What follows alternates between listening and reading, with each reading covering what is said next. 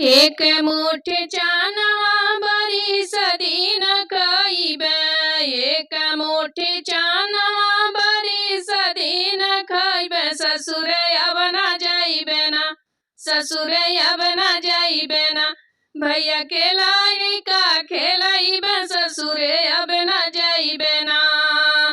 एक मुट्ठी चानवा बरी सदीन खइबे। एक मुट्ठी चानवा बरी सदीन खइबे। ससुरे अब न जाइबे ना, ससुरे अब न जाइबे ना।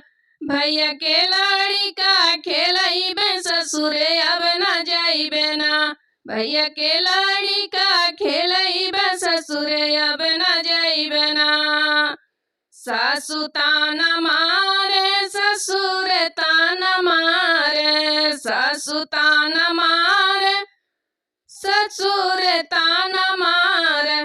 तनवा उहो मारे ना, तनवा उहो मारे ना। जिनके संगवा सिंदूर दनवा, तनवा उहो मारे ना, तनवा उहो मारे ना। जेकरे संगवा सिंदूर दनवा, तनवा उहो मारे ना। एक मुट्ठी चानवा बरी सदीन खइबे। एक मुट्ठी चानवा बरी सदीन खइबे। ससुरे अब न जाइबे ना, ससुरे अब न जाइबे ना, ससुरे अब न जाइबे ना। भैया के लड़का खेलइबे, ससुरे अब न जाइबे ना। भैया के लड़का खेलइबे, ससुरे अब न जाइबे ना। जेठ तान मारे जेठानी तान मारे। जेठ तान मारे जेठानी तान मारे। तनवा उहो मारे ना। जिनके संगवा सिंदूर दनवा, तनवा उहो मारे ना। जेकरे संगवा सिंदूर दनवा, तनवा उहो मारे ना। एक मुट्ठी चानवा बरी सदीन खइबे। एक मुट्ठी चानवा बरी सदीन खइबे। ससुरे अब न जाइबे ना, ससुरे अब न जाइबे ना।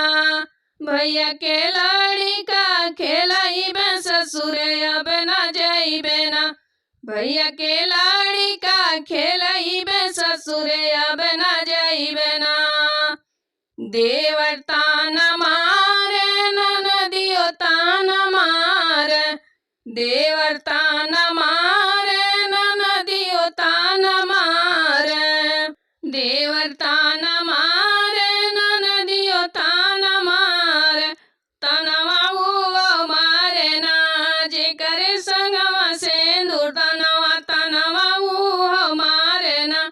जेकरे संगवा सिंदूर दनवा, तनवा उहो मारे ना। एक मुट्ठी चानवा बरी सदीन खइबे। एक मुट्ठी चानवा बरी सदीन खइबे। ससुरे अब न जाइबे ना, ससुरे अब न जाइबे ना। भैया के लड़का खेलइबे, ससुरे अब न जाइबे ना।